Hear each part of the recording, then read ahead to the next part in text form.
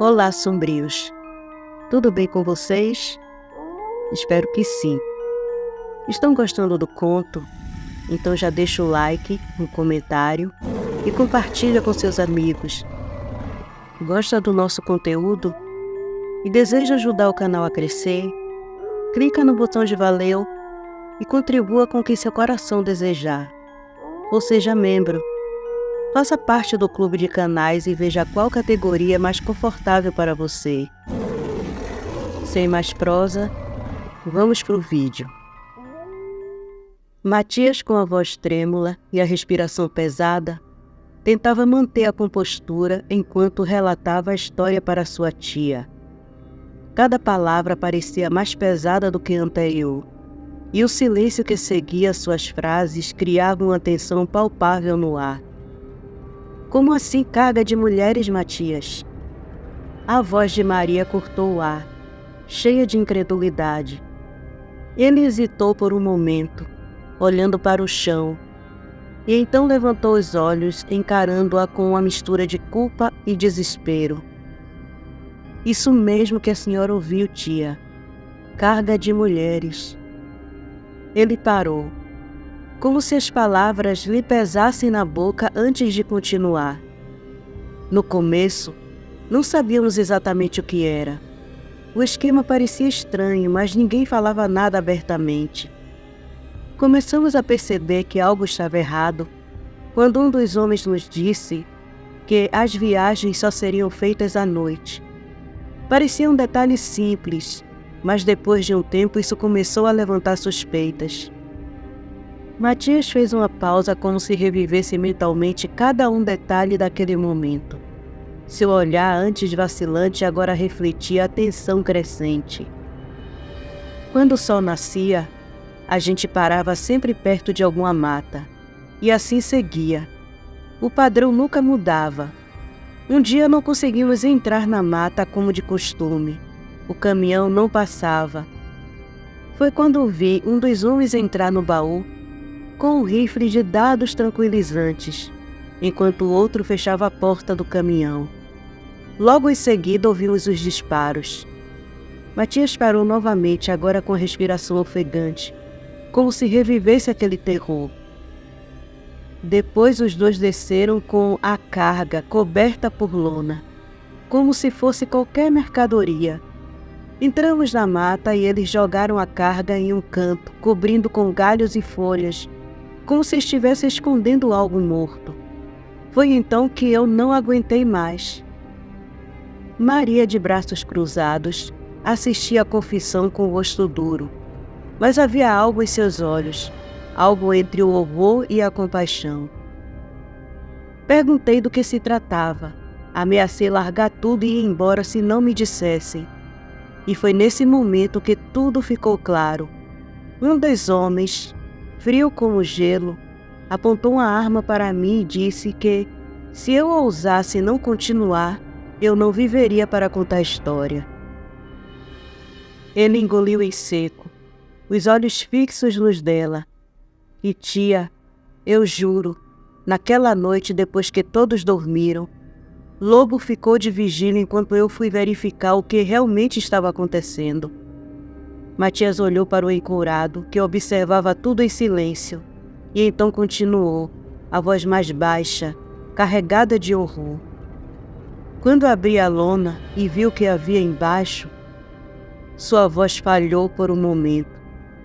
Eram mulheres, nuas, trancadas numa jaula para animais grandes. Havia dardos tranquilizantes em todas elas.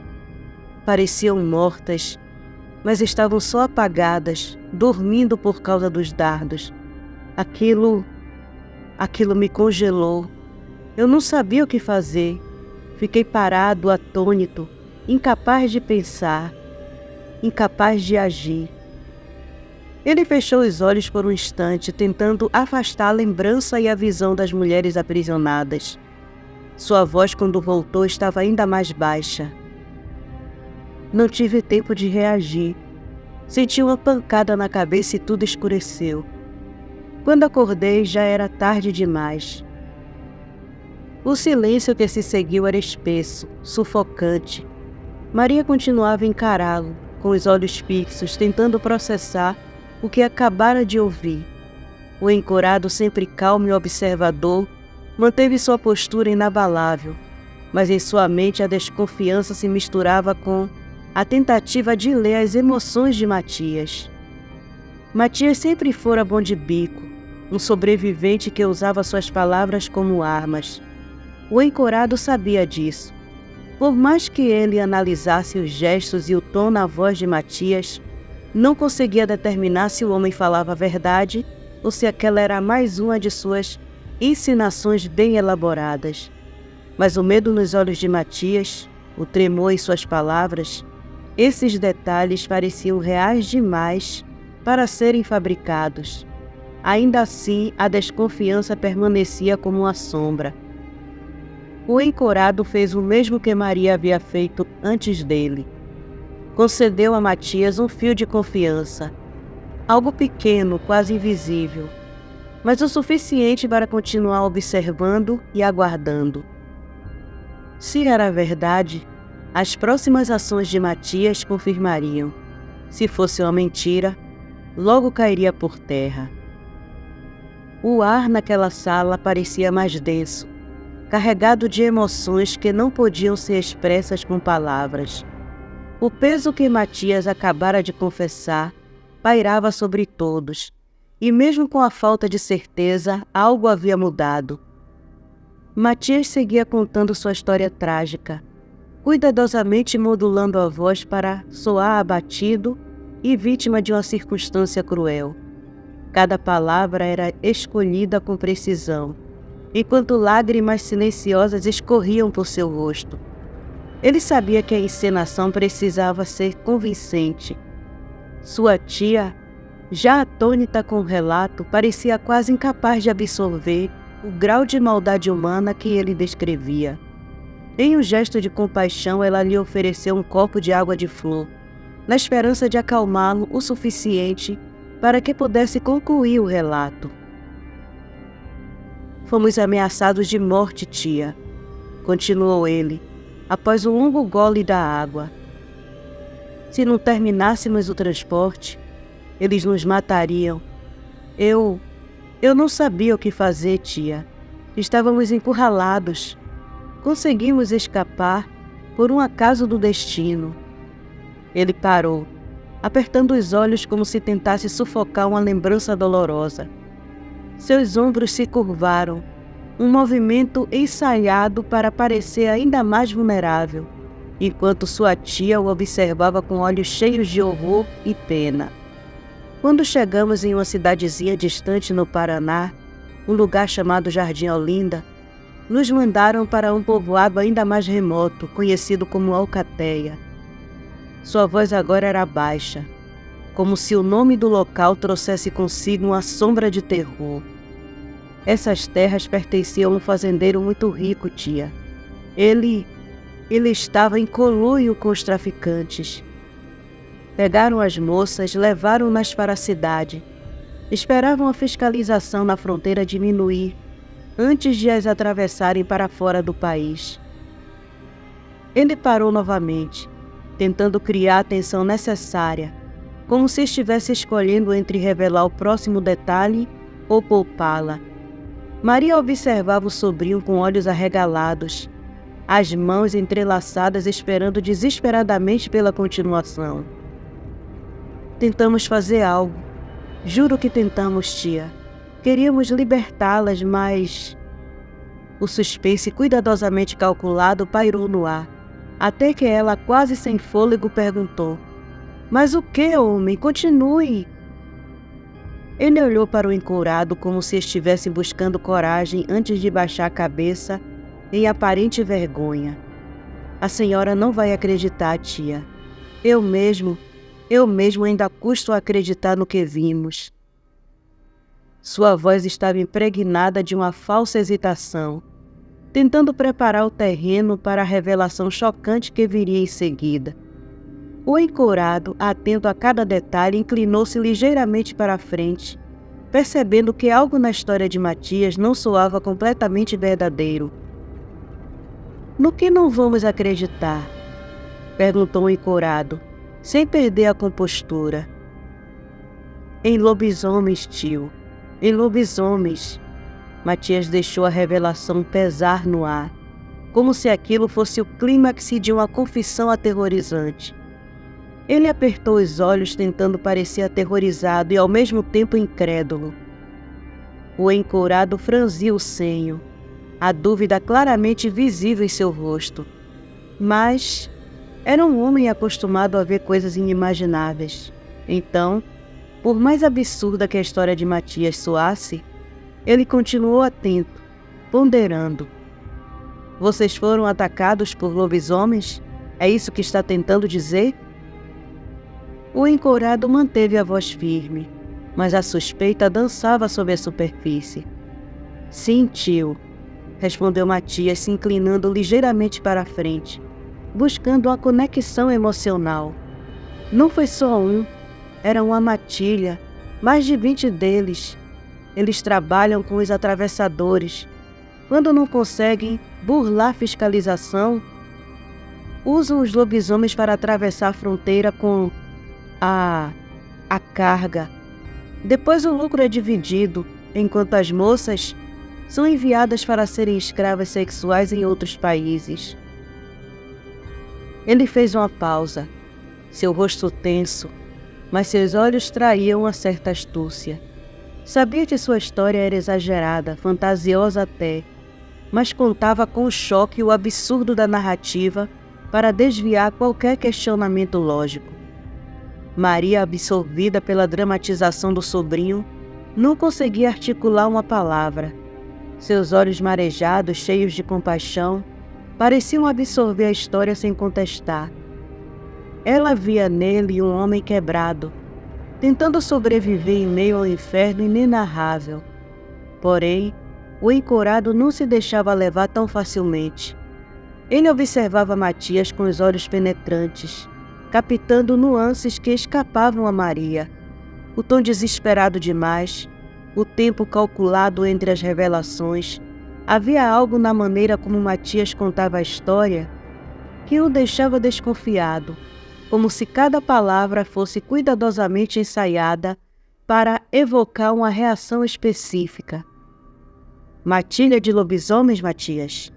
O encorado repetiu, como se testasse o peso da palavra. E você viu isso com seus próprios olhos? Matias assentiu rapidamente, com um olhar que simulava terror e urgência, mas havia algo de frio em sua postura. Ele sabia que precisava manter a farsa. Sabia que cada segundo de hesitação, cada detalhe emotivo que acrescentava, era um passo mais perto de convencer a tia de sua versão dos fatos. O encorado, por outro lado, continuava analisando com uma expressão séria, que não revelava se acreditava ou não. A verdade, no entanto, estava longe do que Matias havia relatado. Ele não era herói ou vítima da história. Estava mais profundamente envolvido no tráfico de mulheres do que ousava admitir. Mas naquela sala, ele fazia o papel perfeito. O homem que havia sido arrastado para o caos, forçado a presenciar horrores além da compreensão. O encorado se levantou, com uma expressão extremamente séria. Seu semblante escuro como uma noite sem lua. Sua presença sempre sombria e imponente fez Lobo se encolher ainda mais, incapaz de conter o pavor que o dominava. O encorado caminhou lentamente pela sala, posicionando-se de maneira a poder encarar tanto Matias quanto o Lobo diretamente. Quando finalmente falou, sua voz soou fria, mas carregada de autoridade. Isso que está dizendo é um absurdo, Matias. Suas palavras cortaram o ar como lâminas afiadas. Lobisomens são criaturas territoriais. Não existe dois no mesmo lugar sem que haja um confronto de vida ou morte. Como poderia haver uma matilha de lobisomens? ainda mais trabalhando para humanos que, aliás, são basicamente sua comida. Não acha que sua tia merece um mínimo de respeito?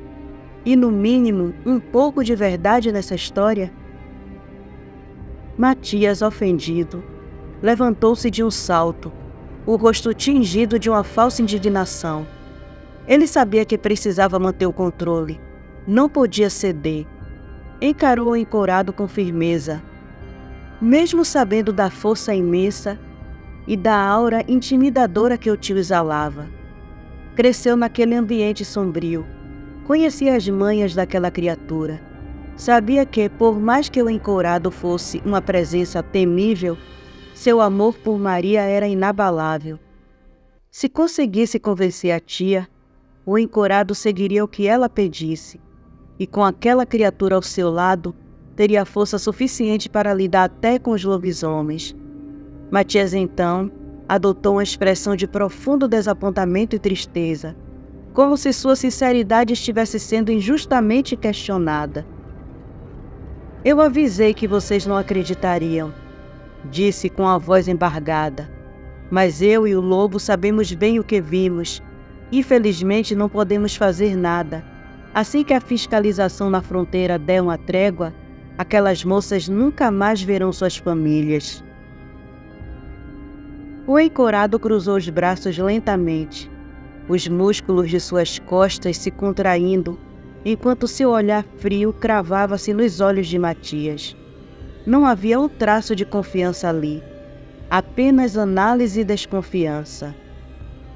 Se foram lobisomens que atacaram vocês, como ainda estão vivos? Perguntou ele, sua voz carregada de dúvida e ceticismo. Matias não vacilou. Ele sabia que precisava ser convincente até o último detalhe. Porque atiramos neles com os rifles de dardos, respondeu, seu tom forçando uma confiança que não era natural.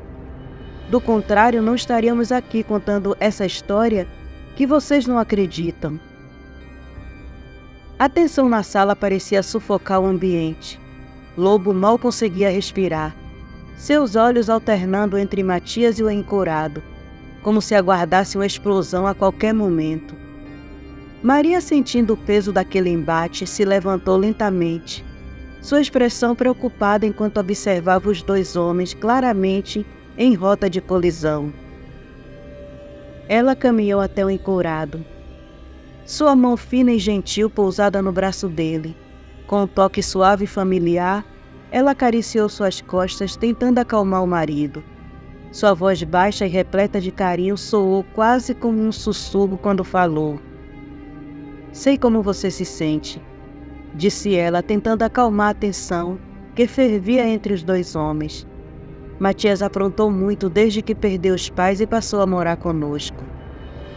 Ela olhou para o sobrinho, seu olhar uma mistura de preocupação e uma leve esperança.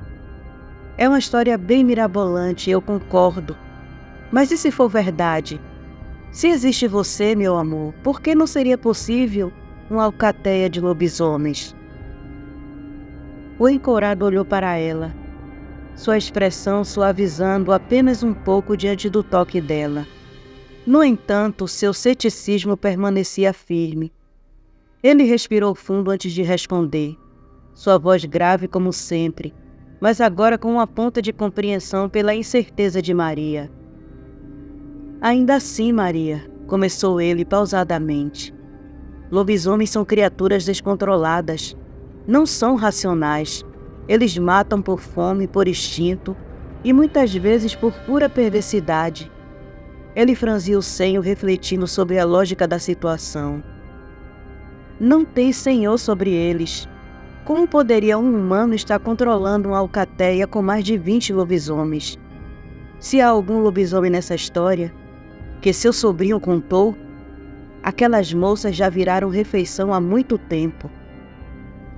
Maria mordeu os lábios hesitante. Por mais que quisesse acreditar no sobrinho, as palavras do encorado faziam sentido. Matias, no entanto, percebeu a brecha. Ele sabia que se Maria hesitasse em acreditar, tudo estaria perdido.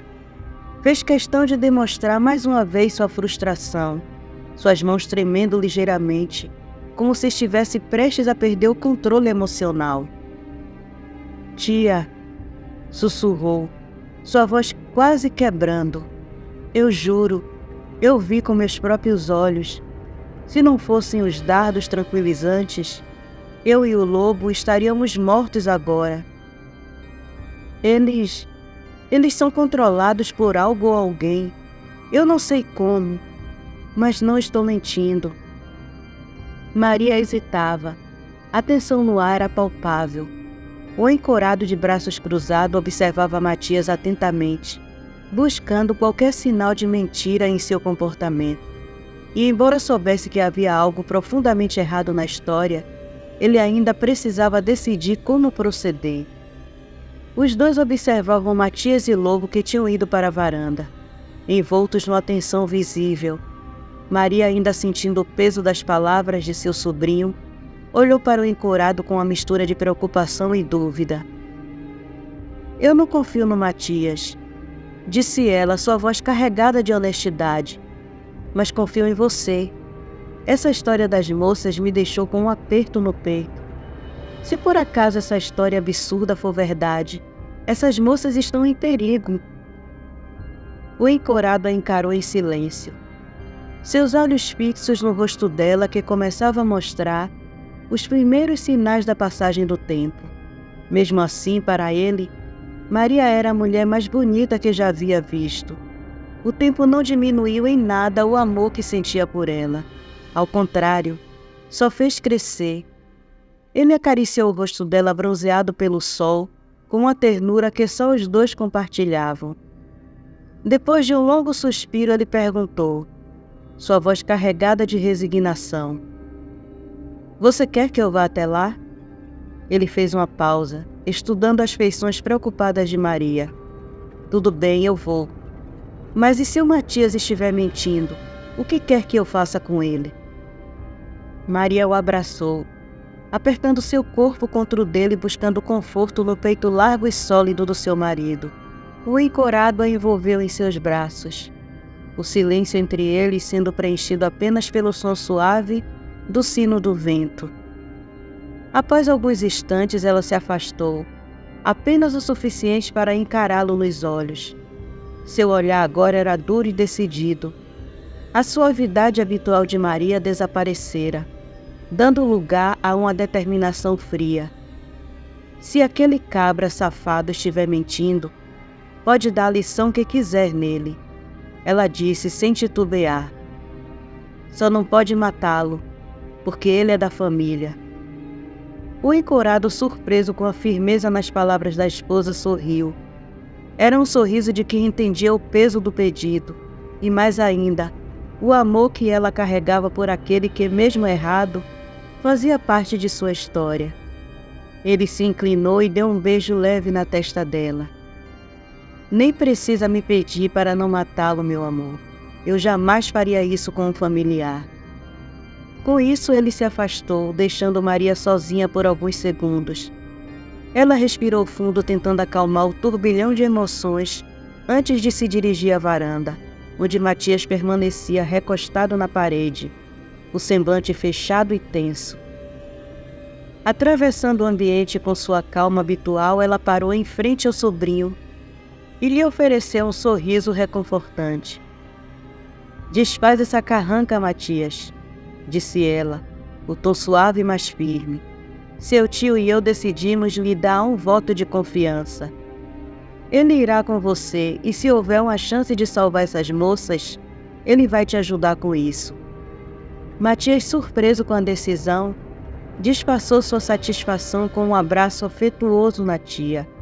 Por dentro, seu coração pulava de contentamento. Havia conseguido o que queria. O encorado, sempre observador, passou por eles, já com sua mente voltada ao que precisava ser feito. "Vou terminar minha lida e deixar umas orientações com os peões", disse ele, enquanto descia as escadas com passos firmes. "Partiremos amanhã, antes do sol dar as caras." Matias mal conseguia conter o alívio, mas manteve a compostura. Maria, sempre atenta, notou o brilho de alívio nos olhos do sobrinho, mas guardou suas suspeitas para si. Não era hora de levantar mais tensão.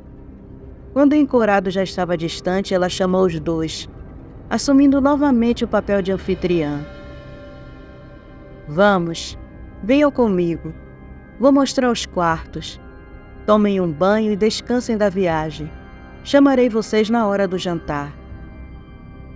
Matias e Lobo trocaram olhares, ambos conscientes de que o momento de descanso era apenas uma preparação para o que estava por vir. Maria, sempre serena, os conduziu pela casa com um ar maternal. Matias observou atentamente os corredores para garantir que ele e Lobo estavam sozinhos no quarto. Satisfeito de que não havia ninguém por perto, ele virou-se para Lobo com um sorriso presunçoso. Viu? Eu disse que ele faria qualquer coisa por ela. Lobo, ainda claramente desconfortável com toda a situação, franziu o senho e falou baixinho, quase como se temesse que o vento levasse suas palavras até os ouvidos errados. E quando ele descobrir que foi enganado, o que faremos, Matias? Matias, mantendo a frieza, deu um leve suspiro antes de responder. Seus olhos brilharam com um misto de arrogância e desprezo, como se estivesse absolutamente certo de que seu plano era infalível. Bem, quando ele descobrir, estaremos longe com as garotas. E ele vai estar ocupado demais enfrentando aqueles lobisomens. Matias deu uma risada baixa e sarcástica. É o plano perfeito, Lobo. Não se preocupe. Lobo, no entanto, não conseguia se livrar da inquietação que crescia dentro dele. Ele sabia que mexer com o encurado era como brincar com fogo.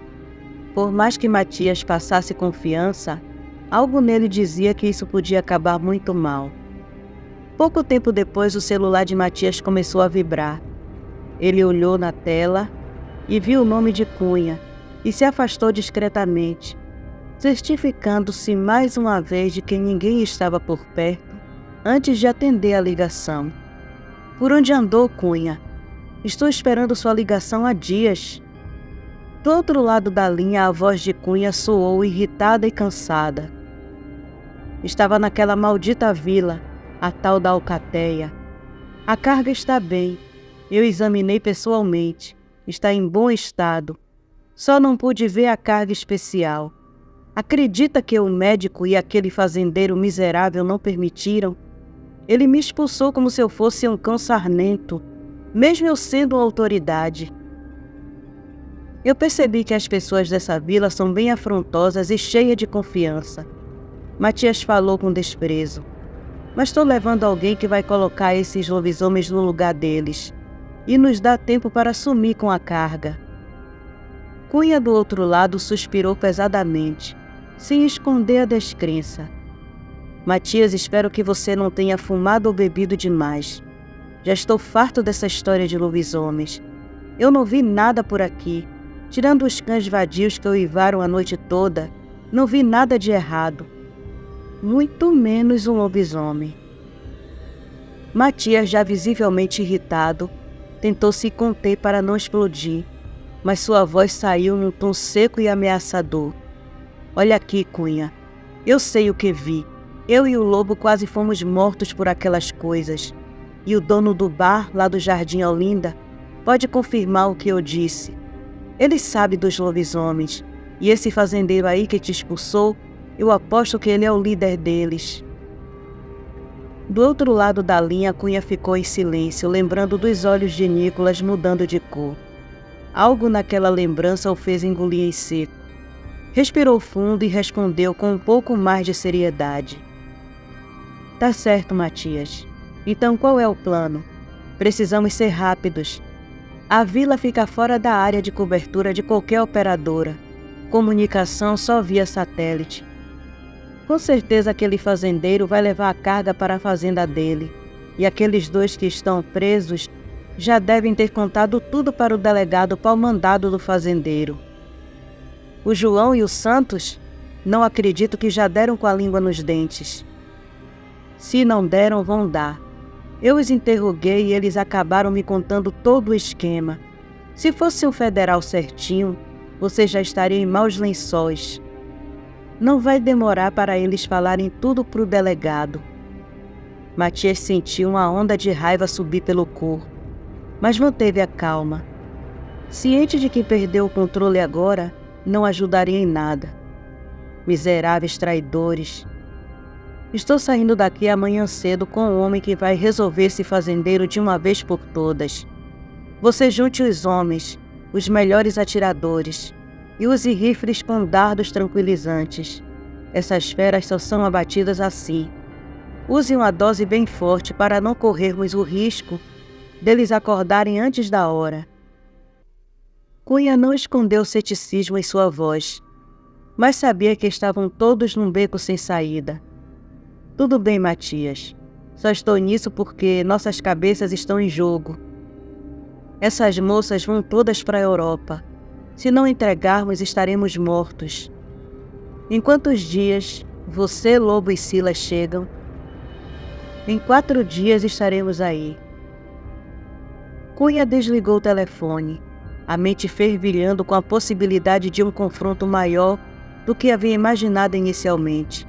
Em seguida, ele foi direto para a pousada onde estava hospedado, em Jardim Olinda. Lá contatou seus homens e começou a organizar o esquema de ataque. Explicou que o alvo principal seria a fazenda Alcateia e que deveria usar rifles com dardos tranquilizantes. Mas para garantir que tudo corresse como planejado, ele também ordenou que trouxessem granadas.